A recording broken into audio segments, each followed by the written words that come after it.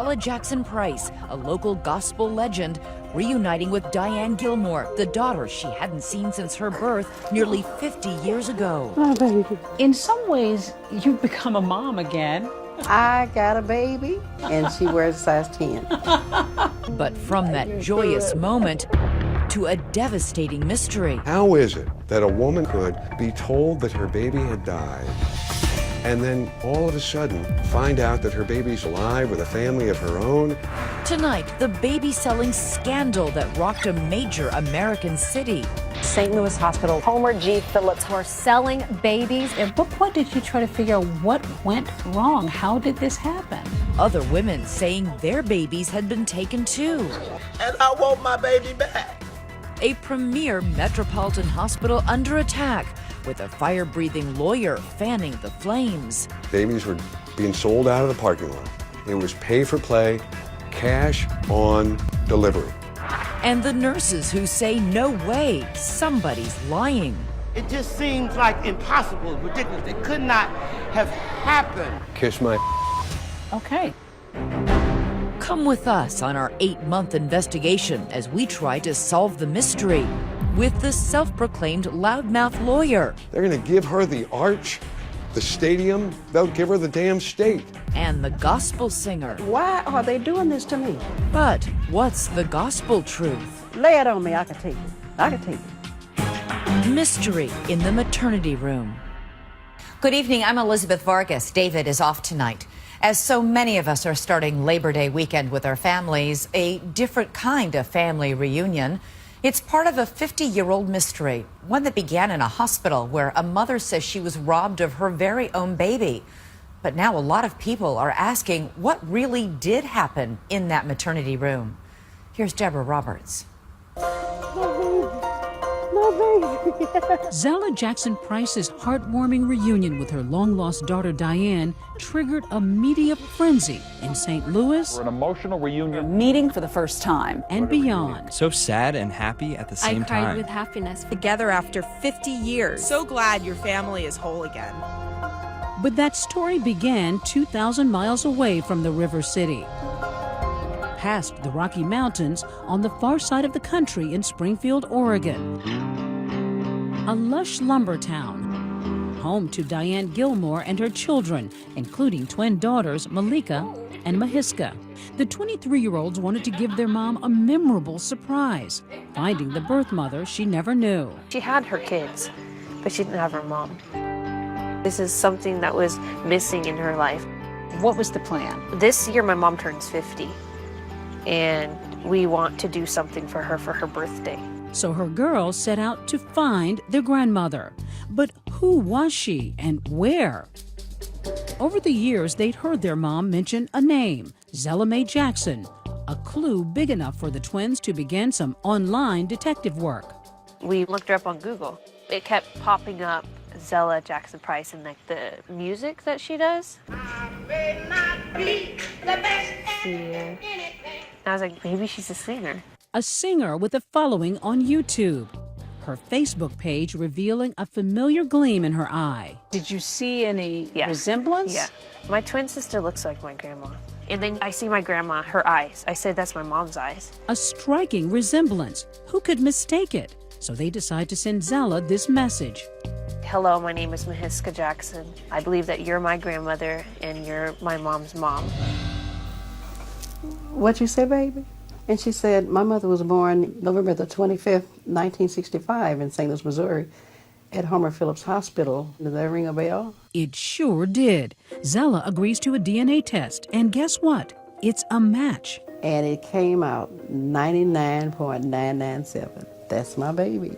Come on, come on. Diane's children then secretly choreograph a virtual meeting with Zella, determined to surprise their mom right down to the blindfold. Don't look, Mom. Their mom is deaf, so they slowly reveal the unbelievable news. We found your mom. Our grandma found your mom. Yeah, Mom. Alive. Mom. She's in tears. On a laptop back in St. Louis, Zella's anxiously waiting to see her daughter for the very first time in nearly 50 years. It's your mother.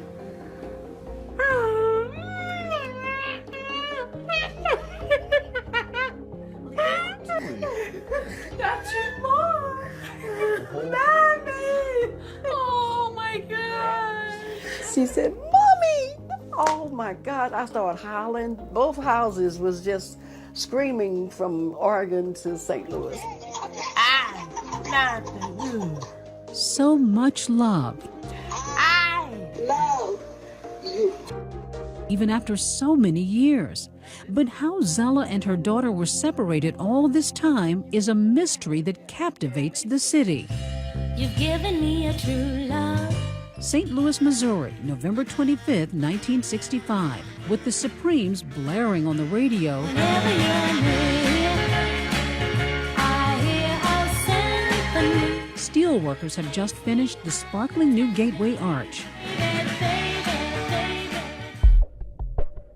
And a few miles away at Homer G. Phillips Hospital, 26-year-old Zella Jackson says she's being rushed down these hallways. Only 6 months pregnant, but her baby's about to be born. They said, oh, Mother, you're so early. What happened? They said she's lost a lot of water, and they put me in a room to the side. Unbelievably, Zella says she's left alone, and strangely, no doctors or nurses are in sight. When she was born, I was by myself. Nobody was with me. No one. And she was crying, a little faint cry. And I kept hollering, nurse, nurse. So you were basically delivering her yourself? Oh, yeah. Mm-hmm. I was alarmed that she had come out.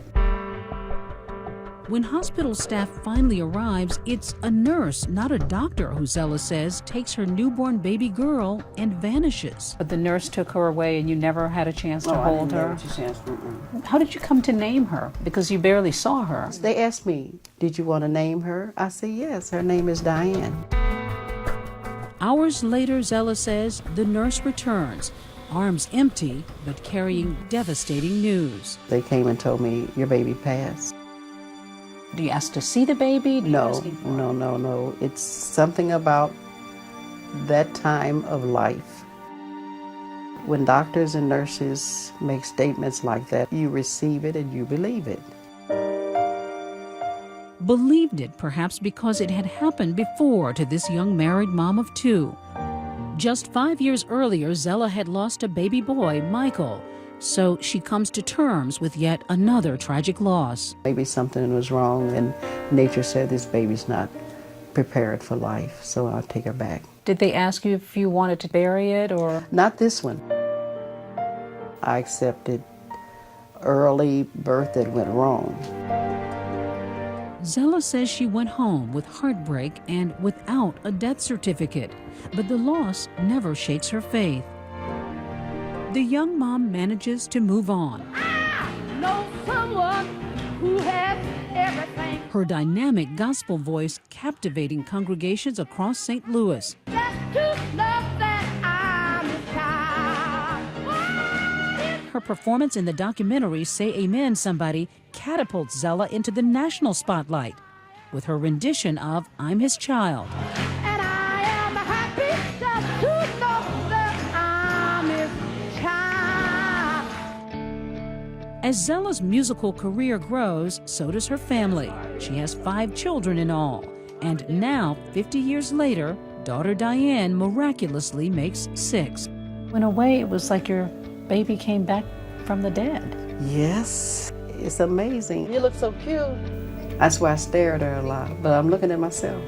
You missed all of this. I missed all of this, but I can see love that was given to her. I just wish it was me.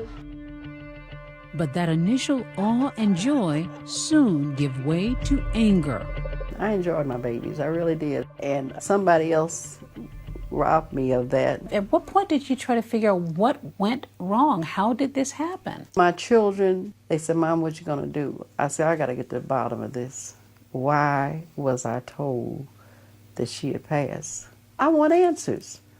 So she hires Al Watkins, a renowned and brash St. Louis attorney. The angst that has been caused by her realization that for 50 years she could not raise her baby, have successes and failures with her baby. You can't help to literally have your heart melt. Was there a suspicion that maybe this was some kind of a strange mix-up? The credibility with which Zella Jackson Price presented couldn't be denied. It became really clear to me that something was significantly amiss.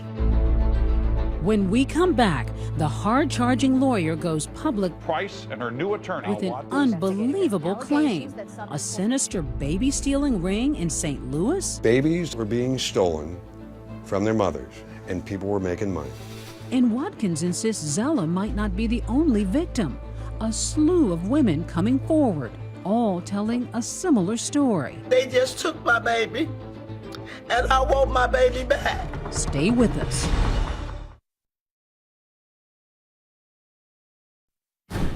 St. Louis, Missouri, gateway to the West. But it's the floodgates that are about to open here with more force than the mighty Mississippi.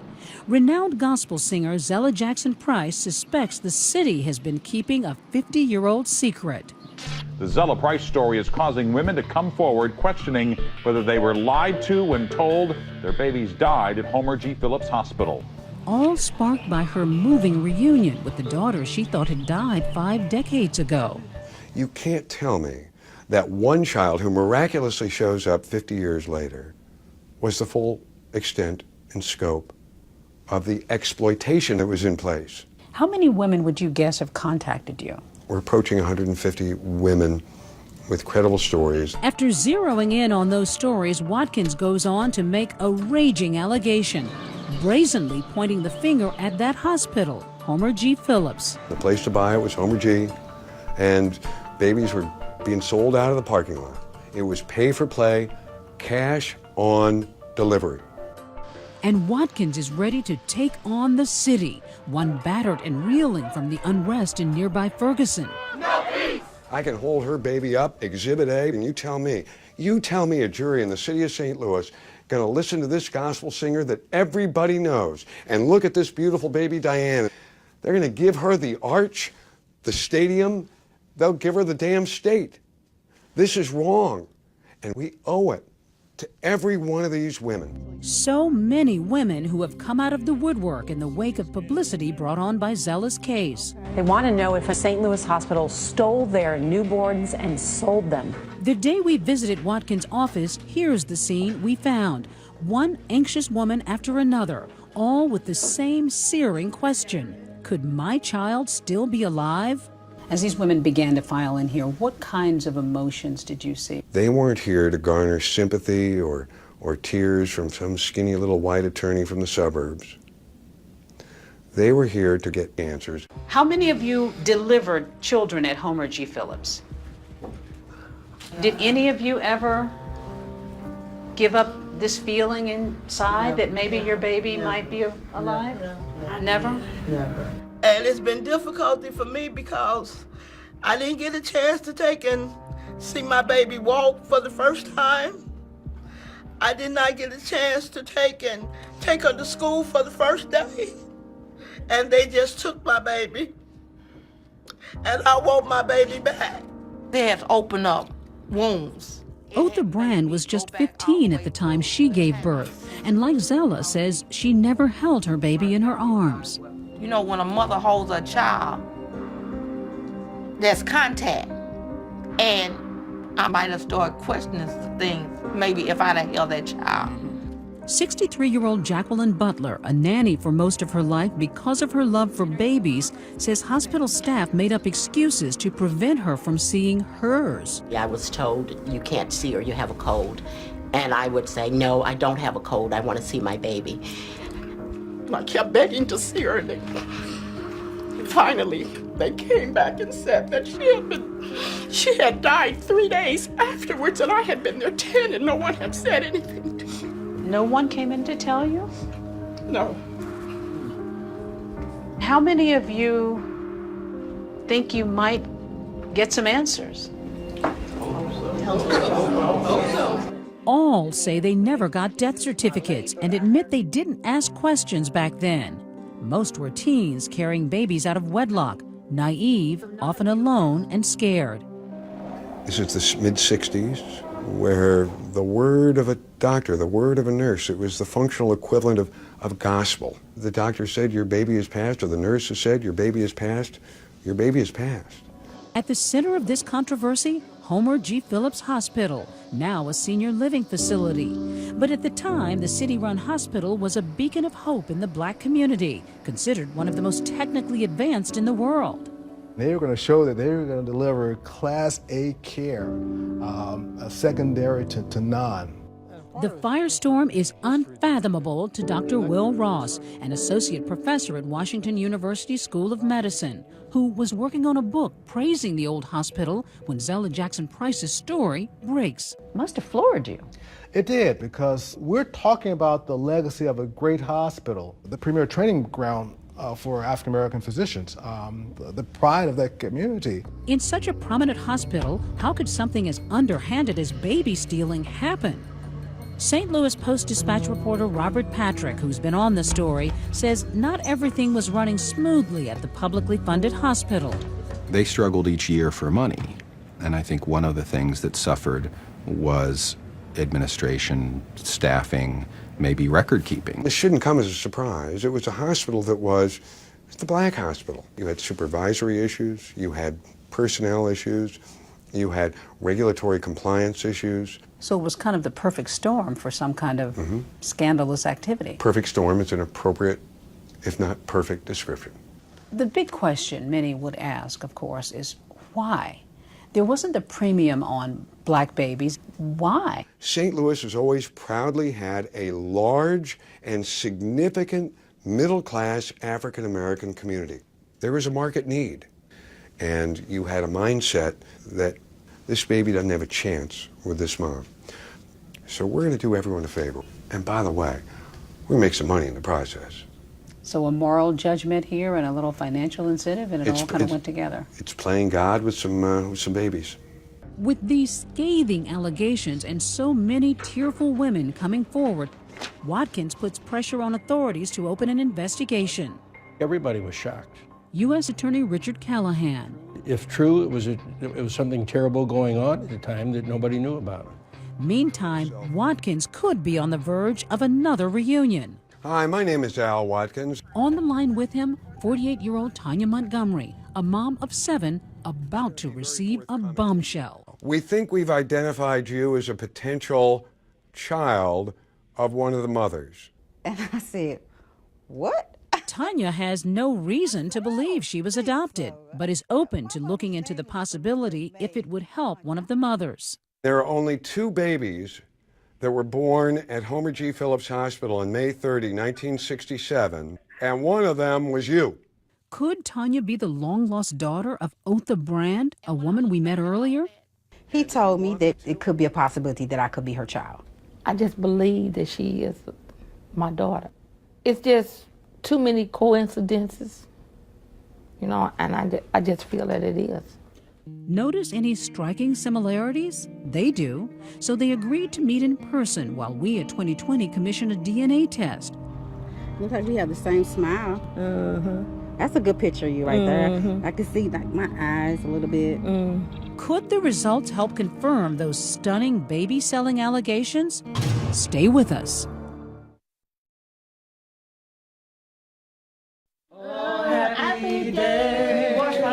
Gospel singer Zella Jackson Price is on cloud 9. Say it one more time. Oh, happy day. As her newfound daughter Diane finds harmony with the sisters she just met. I thought you were floating with the angels. I know you made your return back to earth. With the firestorm of a stolen baby scandal ripping through St. Louis, Zella is quietly catching up on decades of lost time. This is me and your time, mother and daughter time. Mother and daughter time. I got to make up for all those years. 49 years, I got to make up for that. I'm still in amazement. I talk to God. I don't ask him no questions. I thank him. But her lawyer is asking plenty of questions about how and why a hospital nurse would have told Zella all those years ago that her premature baby had died. In fact, the doctor was the class of 74 from In the midst of our investigation, an incredible discovery. A room full of former hospital staff who aren't buying the stolen baby claims. It just seems like impossible, ridiculous. It could not have happened.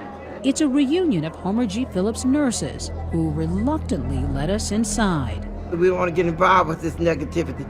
This is why we said don't call us.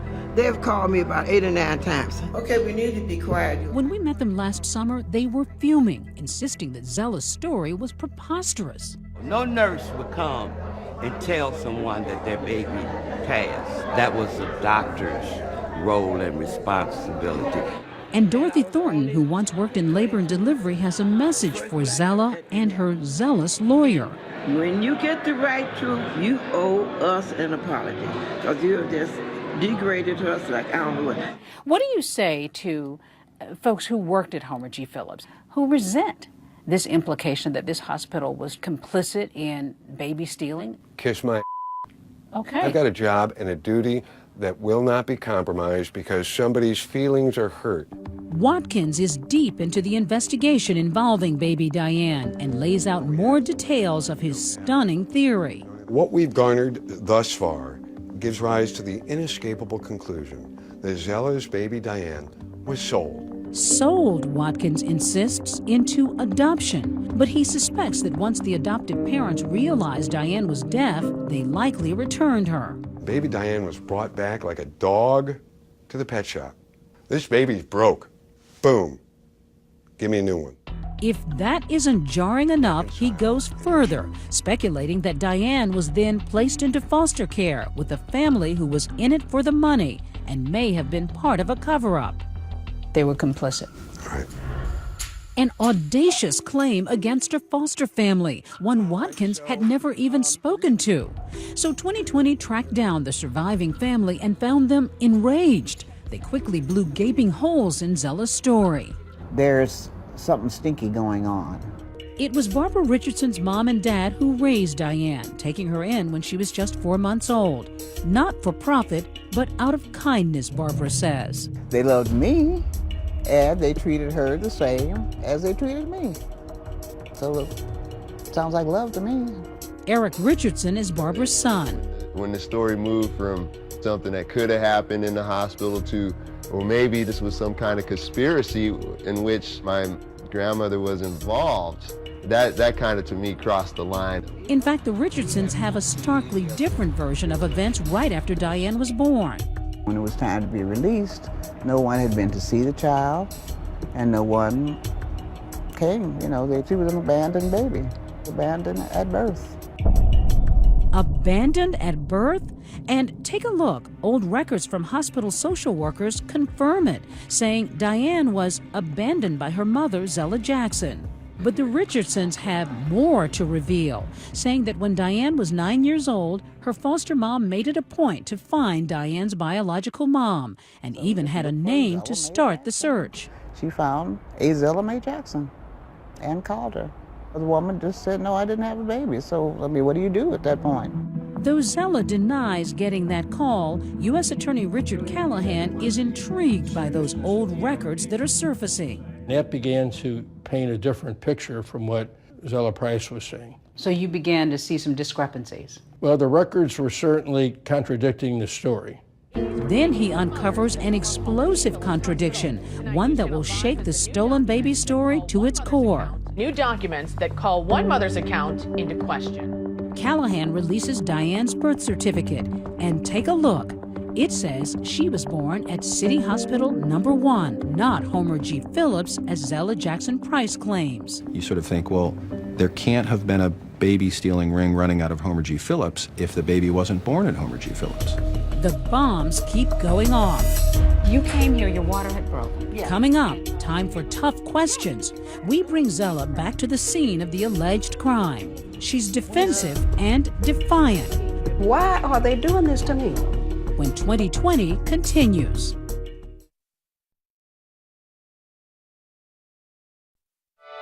You know I'm your mama. This is one feel-good reunion story that seems to be going bad in a hurry. Assuming these records are accurate, they fail to back up allegations that baby Diane was stolen from Homer G. Phillips Hospital in 1965. Despite Zella Jackson Price's explosive claim that her long-lost daughter was stolen at birth, there's little evidence to back it up. In fact, her story appears to be falling apart, with decades-old records showing that the baby was born at a completely different hospital than the one she claims. So this would have been the emergency entrance that you came into almost 50 years ago. Yeah. To get to the bottom of it, we caught up with the gospel singer after church and brought her back to the old Homer G. Phillips, now a senior living facility. Could there have been some kind of a trauma? No.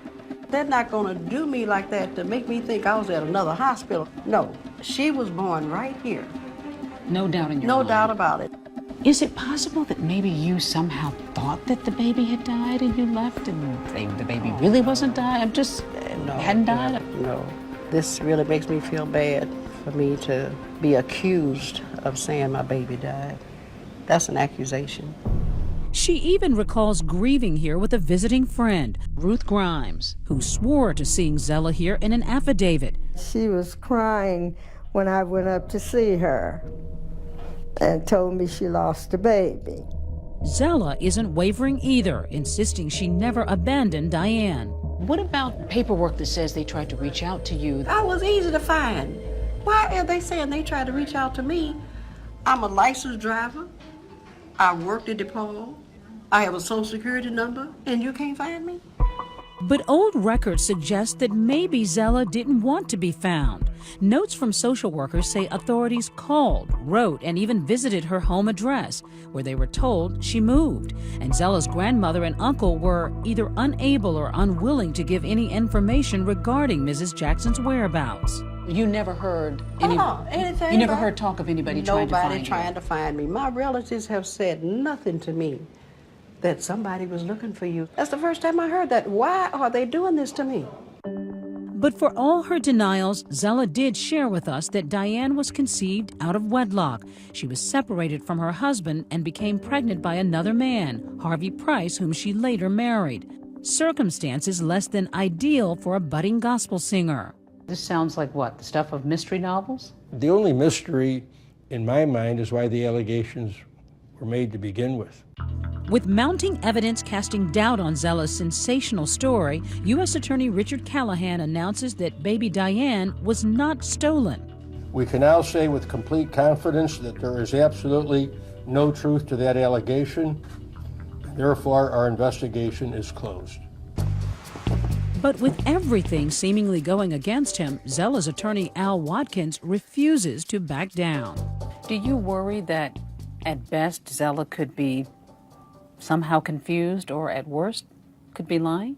The more documentation that I procure, the more confident I am that the integrity of Zella's story is light years above that which can be associated with records which, quite frankly, look like they were prepared by Helen Keller on crack. He goes so far as to suggest those old documents may have been forged, showing us what he believes to be many inconsistent details. So you don't believe that this birth certificate is authentic? I believe it was an authentic birth certificate created years after the fact for the purposes of secreting the truth as it relates to the birth of Diane and the motherhood of Zella. Incredibly, he even charges that Zella's signature is a fake, and he doesn't stop there. It's signed by a stamp with a Dr. Skaggs stamp. And Dr. Skaggs, if you look at that, was not a doctor as of that date. He was still a teenager.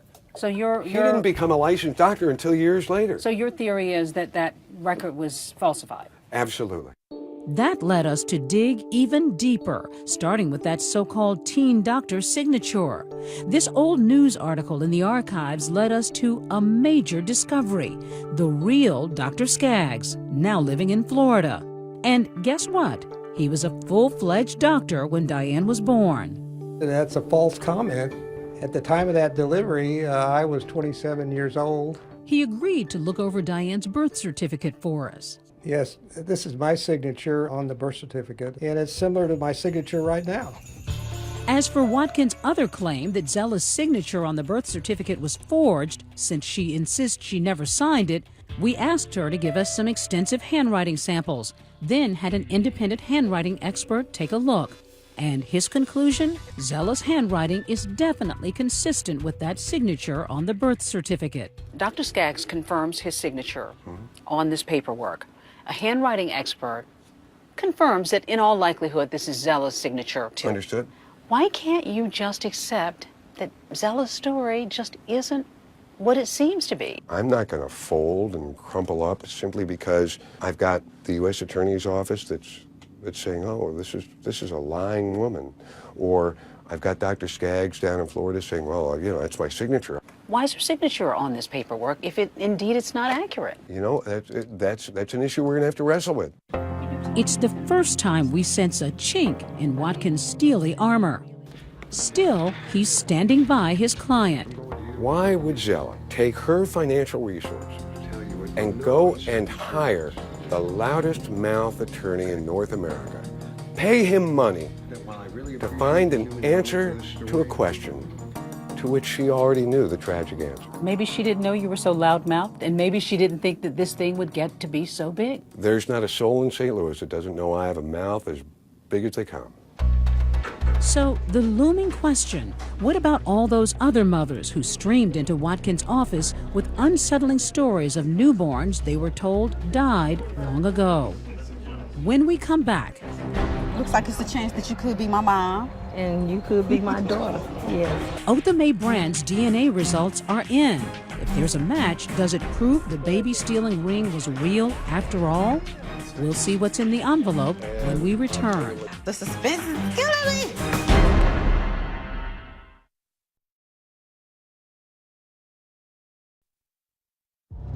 Is Zella Jackson Price a victim or the perpetrator of her own cover-up? A federal investigation into her lawyer's claim of a baby-stealing conspiracy has gone nowhere. There's a lot of theories being advanced by Mr. Watkins, God bless him, but none of them pan out. Still, Zella dismisses the new evidence against her. How do you explain the paperwork? Those papers are bogus. They are. The papers are bogus. They are. They're bogus. I could hardly read them. They were so faded. Forget about the documents for a second. Forget about the records. There are no other mother-daughter pairs like Zella and Diane who have come forward and said, you know, here we are. Or are there?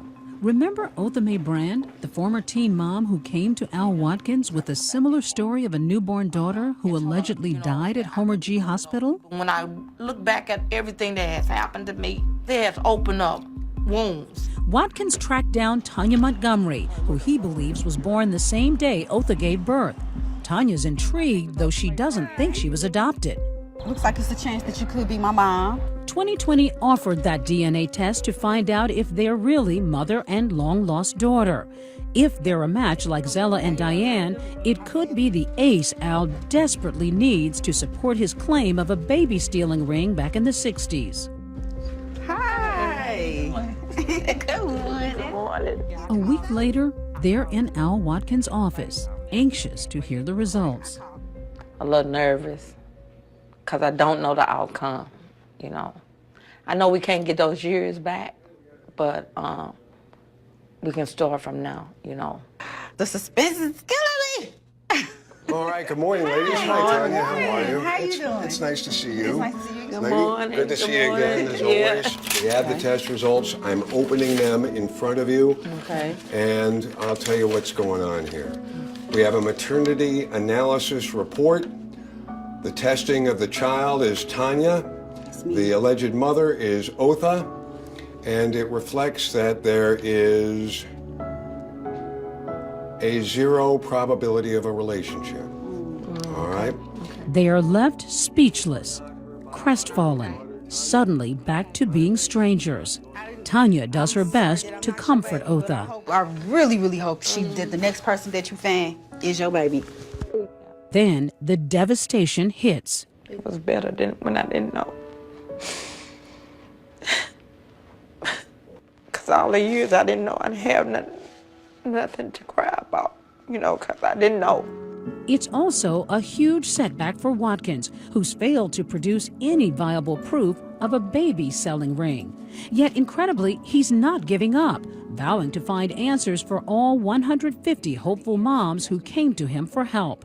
These are women who have been traumatized by the death of a child. They're coming to you now with the hope that maybe their story could result like Zella's. And aren't you giving these women false hope? do you think it's false hope to tell a woman who comes to me after seeing what's happened with Zella and Diane and say, oh, you know what? Don't worry about the fact that somebody at Homer G. Phillips Hospital said you lost your baby. Don't worry about it. What's the appropriate response? To say, I'm going to look for an answer for you? Or is the appropriate answer to say, you know what, lady, you're full of So the scrappy lawyer fights on, since many say they have no proof their babies died. That is, until St. Louis Post-Dispatch reporter Robert Patrick unearths the dreaded truth. Death certificates for many of those babies. Another blow for Watkins. We were able to document, with at least one source, the deaths of 3/4 of the babies. Still, that leaves 1/4 of these women desperate for answers. And tonight, one of them has a message for Zella. If you indeed did give your daughter up, then you need to, I would say, come clean. But even as many doubt her, Zella Jackson Price is standing tall. It's worth it to have my baby with me. I'll take the scandal, the abuse, and all of that because she's saying I'm happy. And for her to be happy, lay it on me. I could take it. I could take it. That's my child, and they can't take her no more. Happy birthday to you. When we come back, the birthday celebration 50 years in the making. And this St. Louis Rams Hail Mary pass. Have you found any other mothers to match with lost children? Stay with us.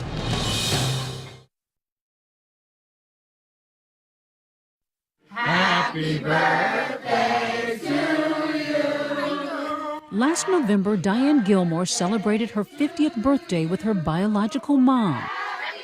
A gift Diane's twin daughters set out to deliver when they unwittingly ignited a national scandal. Got it. Okay. Oh, you beat good, girl. Malika and Mahiska say their new granny makes the grade. Yeah. She's like us. She's a diva. She's got the best sense of humor.